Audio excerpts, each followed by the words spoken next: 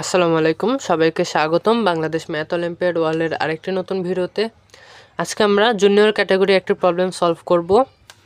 এটা আমরা দুইভাবে সলভ করব এই প্রবলেমটা।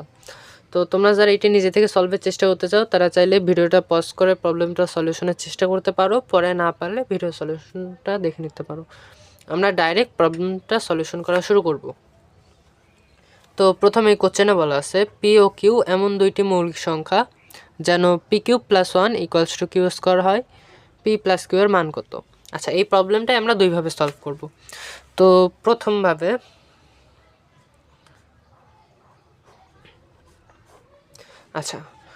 প্রথমভাবে আমরা মডুলার অ্যারিথমেটিক দিয়ে সলভ করব।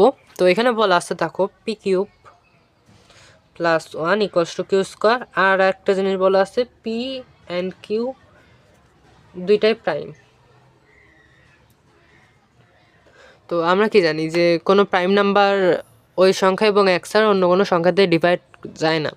আচ্ছা, তো আমরা আর একটা জিনিস জানি যে যে কোনো স্কোয়ার, যে কোনো সংখ্যার স্কোয়ার, ধরো এ স্কোয়ার, যে কোনো একটা সংখ্যায় এটাকে যদি আমরা মোট 4 দিয়ে ভাগ করি, 4 দিয়ে ডিভাইড করি, তাহলে আমাদের ভাগশেষ হয় 0 আসবে, না হলে 1 আসবে। যে কোনো সংখ্যা, এটা প্রাইমও হতে পারে, প্রাইম না হলেও এটাই হবে। আচ্ছা, তো কিউ যেহেতু একটা মৌলিক সংখ্যা, তাহলে আমরা বলতে পারি যে কিউ স্কোয়ার কংগ্রুয়েন্ট টু 0 অথবা 1 মড 4। আচ্ছা, তাহলে আমরা দুইটা কেস পাই, কিউ স্কোয়ার 0 দিয়ে 4 দিয়ে ভাগ করলে হয় 0 থাকবে, না হলে 1 থাকবে।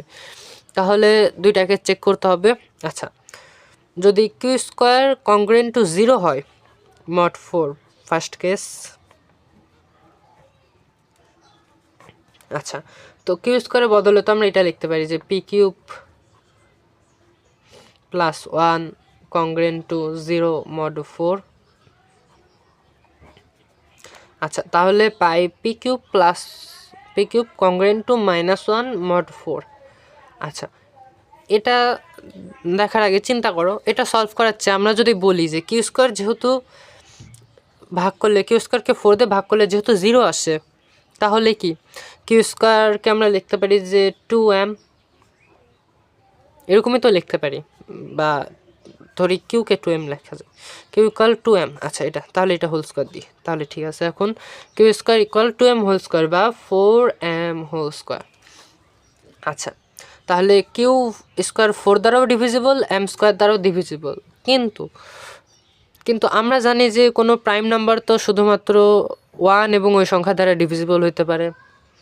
তাহলে যদি কিউ এম দ্বারাও ডিভিজিবল হয়, 4 দ্বারাও ডিভিজিবল